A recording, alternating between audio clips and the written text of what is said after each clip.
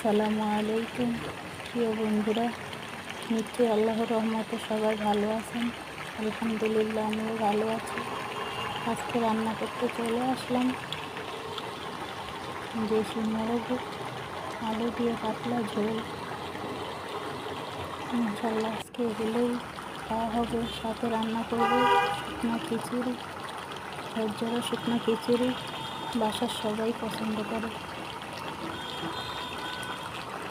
আলহামদুলিল্লাহ আজকে এগুলোই হবে দুপুরের খাবার।